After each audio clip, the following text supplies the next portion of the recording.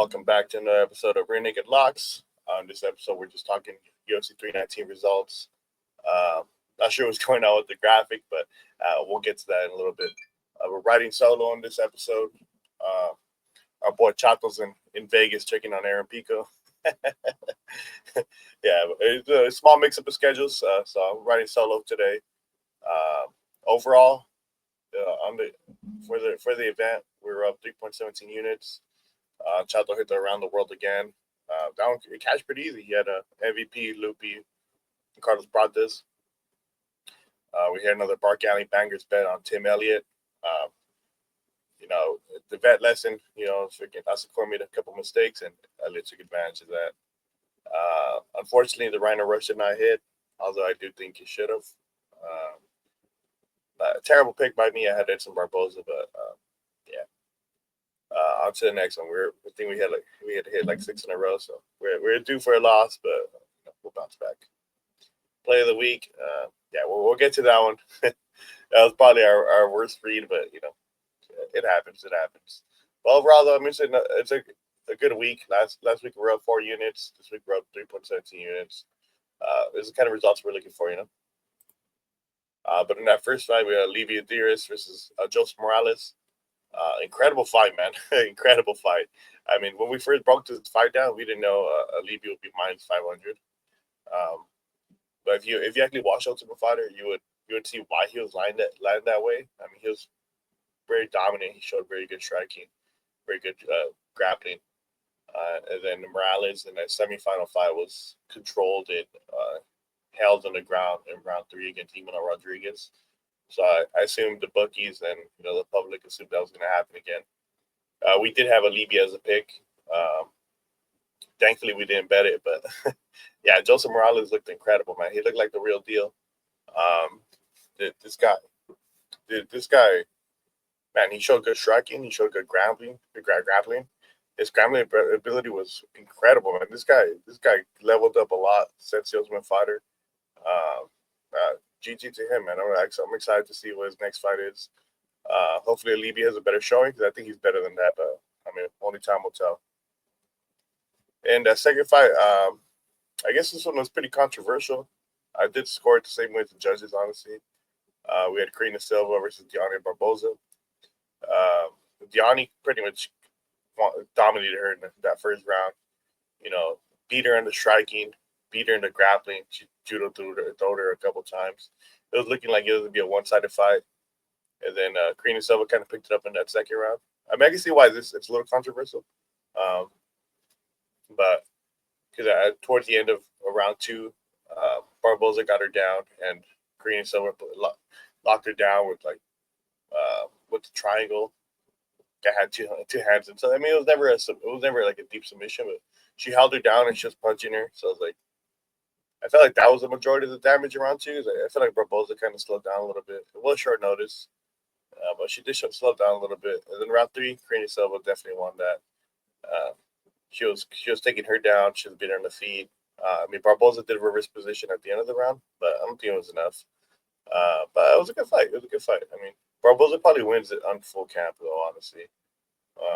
I should already beat her once, so I think both ladies put on good performances. We'll look forward to seeing who they fight next. Next up, we had Edson Barboza versus Jakar Close. Yeah, I mean, honestly, I thought round 3 was the clearest round for Barboza. Round 2 for Close. And round 1 was a toss-up. I don't think it was a robbery or anything like that. I was just surprised when I looked at the judges' scorecards that the flip round was round 3. Whereas I felt like Close didn't really do anything in round 3. I mean, Barboza was the one to initiate the clinch, just like Close was doing. He was landing some elbows, some knees. It wasn't a pretty fight at all for either fighter. They were both kind of washed up. But yeah, I mean, watching it live, I did think Barboza won 1 and 3. But I could see the argument for Jakar. Round 1, Barboza's kind of, lighting him up with some body shots. Some good jabs, stinging him. Jakar did, as expected, he ran across the octagon trying to initiate the grappling. It wasn't working. The only thing about round 1 is that Jakar did land like a heavy overhand. towards the end of the round, so that might be why some people were swayed to give him that round. But it is what it is. I mean, it was a terrible pick by me, honestly, because even if Barboza would have won and cashed the bet, it would have still been a bad bet. But yeah, I think the both fighters are very washed up, and yeah, they should probably both retire, honestly. Next up, we had Chase Hooper versus Alexander Hernandez. Fuck, man, this is exactly what we were worried about for Hooper, just because Hernandez is a very good athlete. He's explosive. Hooper kind of played the stand up a little too long.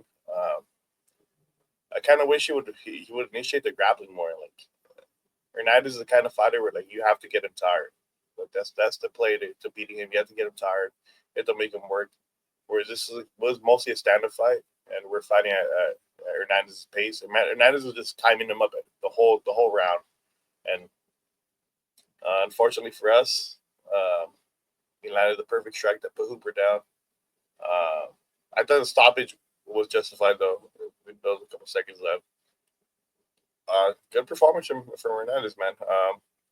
Hooper, I mean, definitely needed this lesson because he can't just fight with his chin up in the air.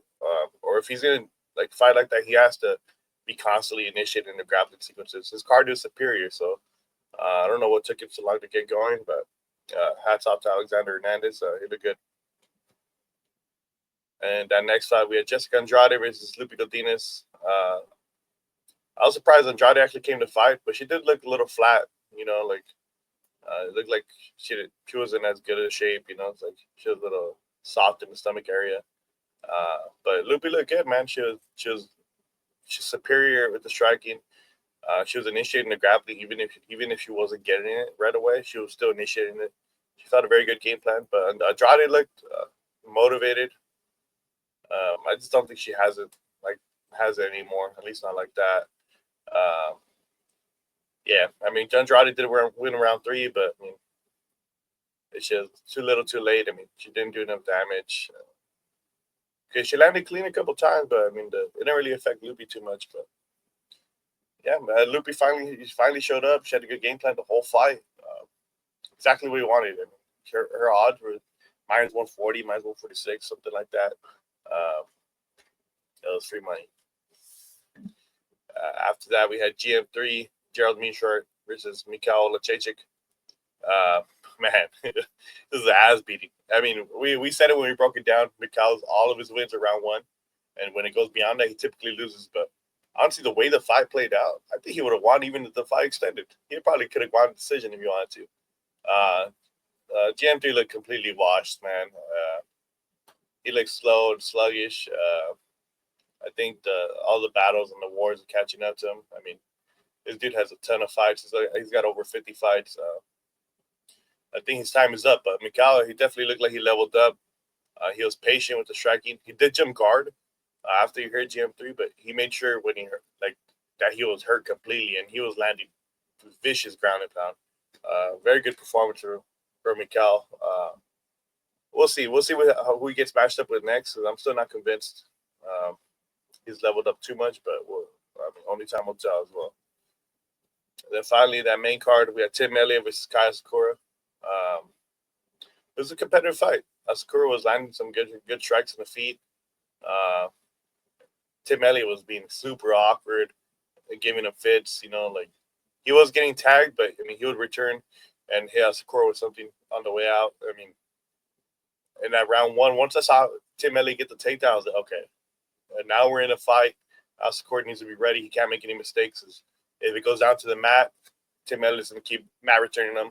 He's going to keep getting them back there. And in round 2, Kai made a mistake. Tim Elliott took advantage of that, locked in that gilly, and it was pretty much over from there. I mean, Tim Elliott's a monster, man. He's a really good fighter. He is up there in age, but he's durable, man. It's hard to knock this guy out. Like, you have to outwork him. You have to do damage on him. And, I mean, we said it when we broke it down. This is the reason why we chose Tim Elliott as our Brock Alley dog play of the week, because that's exactly what he is. And Sakura, man, doing him no favors with these matchups. Going from Pantoja, who's an elite grappler, to going to Tim Elliott, who's also an elite grappler. Like, man, we brought this guy in to strike, bro. Give him a fucking striker. You know what I'm saying? Like I don't know who to give him now. Now that he's on lost 2 in a row, but definitely give him a striker on his next fight, man. Come on. Following that, we had Jared Cannonier versus Michael Venom Page. This is the MVP we've been waiting for, man. This dude, he styled on Cannonier. Pretty much picked him apart the entire fight. Hurt him bad a couple times. I kind of wish MVP would go for the finish more, but I get it. He doesn't want to jump into people's guards and play jiu-jitsu. But man, he looks really good at 185. I mean, there isn't too many wrestlers at 185. We have a couple, but I'd really want to see him against Imavov, him against Adesanya, against other strikers, or people that are willing to strike per se. Cannonier, dude, he just too slow. He might be washed up at this point. In round 3, he was able to get on top with the grappling, but that was more off a MVP slip than a Cannonier takedown. So it's like, what can you take away from that? I think Cannonier's time at the top is over. Yeah, it's unfortunate, man. But I mean, he's 41 years old, bro. Like, you can only fight for so long. Eventually, your body rejects the idea of it. You got to pursue other ventures. Damn. Next up, we had Jeff Neal versus Carlos Prates. Man, it's a crazy fight while it lasted. Jeff Neal wasn't playing when he said he was coming for a first-round finish. They were swinging. They're swinging like crazy. They're throwing bombs. But once I didn't expect Prates to knock him out the way he did, but it did seem like it was coming. Like, he started hitting some nasty knees up the middle, some nasty body shots. I thought Prates was eventually going to get him with a head kick or something, because he was definitely setting it up. But man, a spinning back fist, Jesus Christ! Especially he set it up with like a front elbow and then he spin. I was like, oh, God damn, bro, this guy's a fucking killer. I saw that they wanted to match him up with MVP. Please don't. I think MVP would probably make it boring, potentially ruin Prates' freaking hype train if Prates can't land clean. I mean, we saw him struggle with a super fast striker like Ian Gary. So, yeah, hopefully that doesn't happen. But if it does, it could be a tough matchup, a tough night for Prates. But this dude looked good. A good bounce back after his first UFC loss. Yeah, this guy's a real deal, bro. Jeff Neal, he's tough as hell, and he knocked him out cold. I'm curious to see who they match Prates up with. There is some tough matches for him at 170, but I mean, we'll see. Damn. And next up, we had Lerone Murphy versus Aaron Pico. Damn, I feel so bad for Aaron Pico. He looked really good. But Lerone Murphy is undefeated for a reason, man. This guy finds ways to win. He does have some KO power, but he's never flashed anything like that. But that was just a picture perfect elbow. Aaron Pico looked really good. I mean, he was mixing in the grappling, he was mixing in the striking, but he was getting overzealous, and Murphy hit him with the elbow a few times coming in. That's typically the boxing counter to people coming in MMA, and just throwing nothing but boxing and over swinging. You just throw a quick elbow, crack him in the head. So I hit him with that a few times. Pico did land like a good body shot. I thought he hurt him at that moment, but then he shot for a takedown. But what a beautiful setup by Murphy. Aaron Pico overextended to his right. Murphy saw that shit fucking coming from a mile away, set up the back elbow and knocked him out cold.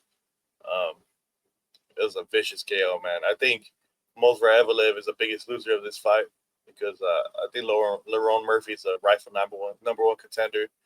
This dude took this fight on 3 weeks' notice. Doesn't give a fuck. Reward him with the title fight. I think Volk is a terrible matchup for him, but hey, man, you got to reward performances, and this is a very good performance. Yeah, I mean, Murphy versus Volkanovski next, and Pico. He should probably take some time off, but he's only 20 years old, man. He showed he showed tons of potential in that fight. His wrestling could give a lot of people problems, but we'll see. He just needs to be more defensively sound. Yeah, it's just at the UFC level, man. These guys will find their reads a lot faster than the regionals, And the main event, we had Dricus du Plessis versus Khamzat Chimaev. This wasn't really much of a fight. Khamzat dominated from start to finish. Yeah, I don't know what Dricus' game plan was, or if Khamzat just was able to control him like that. with really little to no resistance. Yeah, Khamzat, every time Khamzat got him down, it was pretty much he's not getting up. He had him in the crucifix probably 3 out of the 4. Well, yeah, probably 3 out of the 5 rounds, maybe 4. Can't really recall, but yeah, it was Khamzat landed 500 fucking strikes. Like, I get, Dricus was, quote unquote, defending himself by turning his head away from the crucifix, but in my opinion, I think they should have stopped the fight. Like, especially, I think it was round 3. He landed like 8 or 6 strikes. 8 or 6 strikes in the crucifix that were pretty heavy. I don't know what you're looking for, man. I mean, this, I get it. Like, it's a title fight. You don't want to affect the outcome too much, but I think this fight went longer than it needed to. It was pretty much over.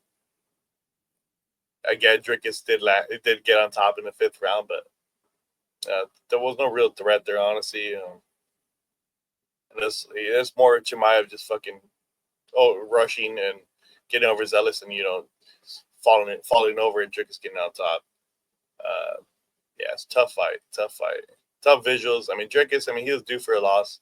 I mean, he wasn't like the most skilled champion, but his heart was always there.